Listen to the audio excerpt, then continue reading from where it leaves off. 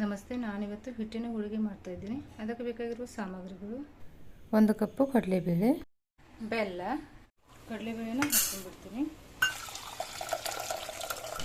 ಕಡಲೆಬೇಳೆನ ಚೆನ್ನಾಗಿ ಒಂದ್ಸರಿ ನೀರಲ್ಲಿ ತೊಳೆದು ನಂತರ 4 ಸೀಟಿ ಬರೋ ಥರ ನೀವು ಕುದಿಸ್ಕೋಬೇಕು. ಮೀಡಿಯಂ ಫ್ಲೇಮ್ ಇಟ್ಕೊಂಡು 4 ಸೀಟಿ ಮಾಡ್ಕೊಂಡ್ಬಿಡ್ತೀನಿ.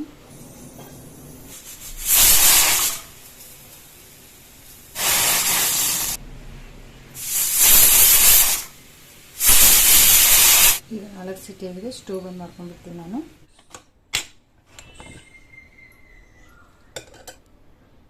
ನೋಡಿ, ಈಗ ಇದು ಬೇಳೆ ಕುದ್ದಿದೆ. ಇದನ್ನು ನೀರು ತಗೊಂಡ್ಬಿಡೋಣ. ಈಗ 1 ಕಪ್ ಕಡಲೆಬೇಳೆ ತೊಗೊಂಡಿದ್ದೆ ನಾನು. 1 ಕಪ್ ಬೆಲ್ಲ ಕೂಡ ತೊಗೊಂಡಿದ್ದೀನಿ. ಈಗ ಚೆನ್ನಾಗಿ ಮಿಕ್ಸ್ ಮಾಡ್ಕೊಂಡ್ಬಿಡೋಣ. ಮಿಕ್ಸ್ ಮಾಡಿಕೊಂಡು ಕುದಿಲಿಕ್ಕೆ ಇಟ್ಕೊಂಡ್ಬಿಡೋಣ.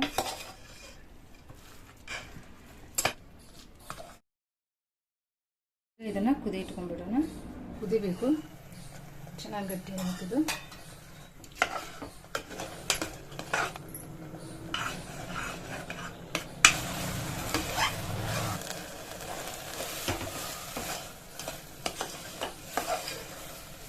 ನಾನು ಮಾಡ್ತಾ ಇರೋದು ಹಿಟ್ಟಿನ ಹೋಳಿಗೆ. ಸ್ವಲ್ಪ ಗಟ್ಟಿ ಬೇಕಾಗುತ್ತೆ ನಮಗೆ. ನೋಡಿ, ಈಗ ಇದು ರೆಡಿ ಆಗಿದೆ. ಸ್ಟವ್ ಬಂದ್ ಮಾಡ್ಕೊಂಡ್ಬಿಡ್ತೀನಿ ನಾನು.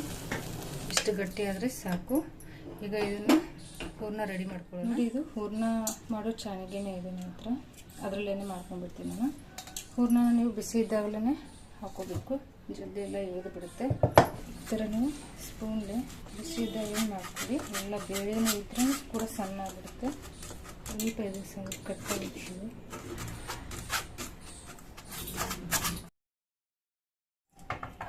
ನೋಡಿ, ಈಗೆಲ್ಲ ರೆಡಿ ಆಗಿದೆ ಹೂರ್ಣ. ತಗೊಂಡು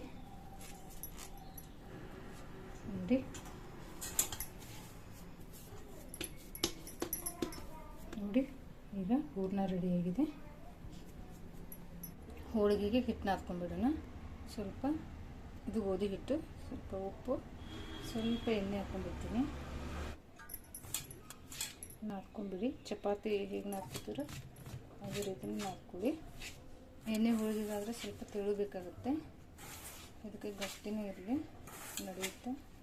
ಸ್ವಲ್ಪ ಚಪಾತಿ ಹಿಟ್ಟು ನಾದ್ಕೊತಿರಲ್ಲ, ಅದಕ್ಕೆ ಸ್ವಲ್ಪ ಮೆತ್ತಬೇಕು. ನೋಡಿ, ಇದು ಹಿಟ್ಟು ರೆಡಿಯಾಗಿದೆ. ಇದು ನೆನೆಲಿ.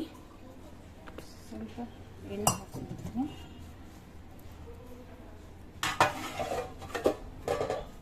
ಈಗ ಒಬ್ಬಟ್ಟು ಮಾಡ್ಕೊಳ್ಳೋಣ.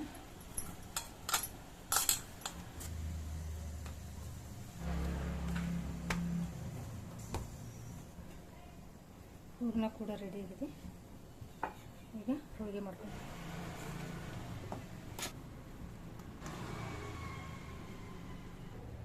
ಪರಾಟ ಮಾಡ್ತೀವಲ್ಲ ಅದೇ ರೀತಿ ಮಾಡ್ಕೊಳ್ಳೋದು. ತುಂಬ್ಕೊಂಡು ಬಳಸ್ಕೊಳ್ತೀನಿ.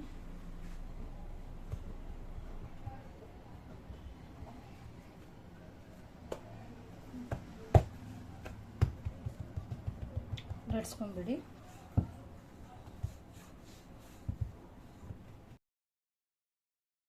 ಈ ಹೋಳಿಗೆನ ನೀವು ಸ್ವಲ್ಪ ದಪ್ಪಗೆ ಮಾಡ್ಕೋಬೇಕಾಗತ್ತೆ. ತುಂಬ ತೆಳುನು ಮಾಡ್ಕೋಬಾರ್ದು, ಎಣ್ಣೆ ಹೋಳಿಗೆ ಥರ ಈ ರೀತಿ ಮಾಡ್ಕೋಬೇಕು.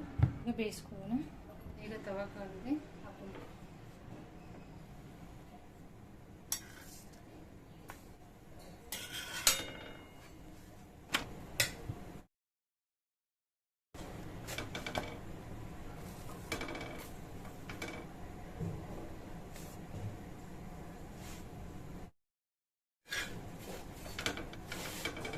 ಸ್ವಲ್ಪ ಲೈಟಾಗಿ ಎಣ್ಣೆ ಹಚ್ಕೊಂಡ್ಬಿಡಿ.